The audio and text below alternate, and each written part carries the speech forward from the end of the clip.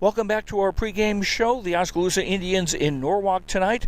Coach Jake Jenkins joins me now as Oskaloosa coming off a 28-14 win over Fairfield last week. That was a kind of a game that was going well for about maybe two-thirds of it and wound up with a nail-biting finish. It really did. I got to give them a lot of credit.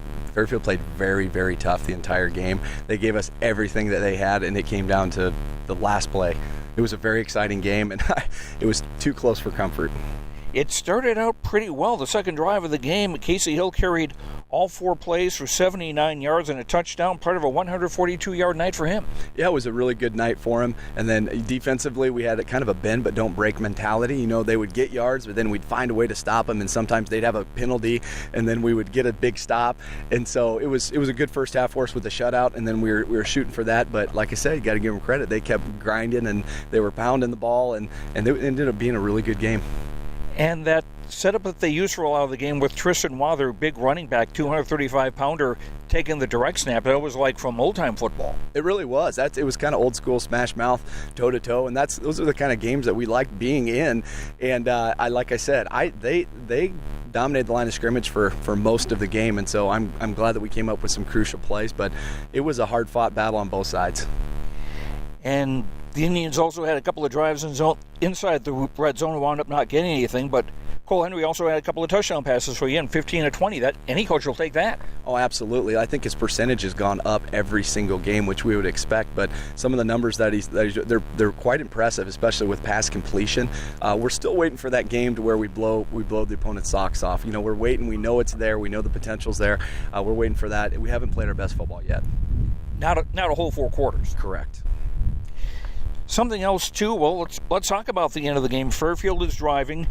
Oskaloosa is up by a touchdown 19 seconds ago. It's 4th and 1 for them at the Oskaloosa 6-yard line. Take us through what happened there. Well, they were driving, and they were averaging, like almost 4 yards a carry at one point in the game. And so they're getting ready to score, and they come down, and we ended up having a timeout, and they come off the field, and our players were saying, "Coach, they're going to go A-gap." And I said, "Well, how do you know that?" He said, "Well, they just did."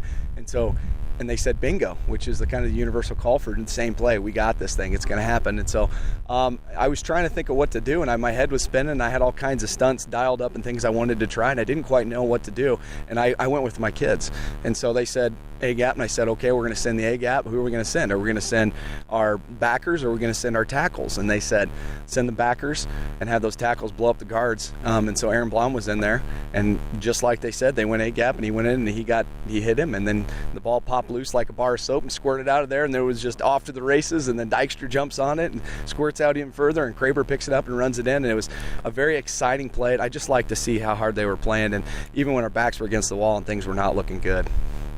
So now the Indians on the plus side at 2-1, and now you take on a Norwalk team that you haven't seen in a few years. It's been a while. I think we saw him 4 years ago because one of their linemen was starting as a freshman, and so he was a good freshman, and now he's an outstanding senior. So they have a couple of big guys up front, several big guys up front, and one of them is a Division I kid.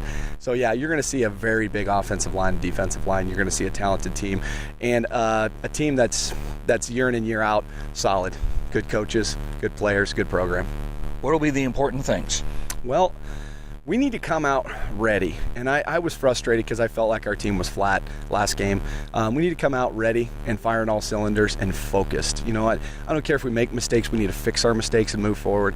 But we have to be firing on all cylinders. We have to be playing to the maximum of our potential in all three phases of the game. So that's what I would like to see. And it starts with us, and it starts with, even before we get off the bus. One thing fans have noticed is that the football helmets are a little more decorated. Can you talk a little bit about the feather stickers that are on there? Yeah, the Indian feathers, it's kind of a tradition we started 3 years ago, and we look at the Indian feathers as a contribution to the main logo, and the main logo is the Indian from the Iowa Indians, which we're named after. And so every feather that you add is like adding to the headdress that is our team. And so it's your individual contribution. We don't try to think of it as this is what I did. This is what I did for my team.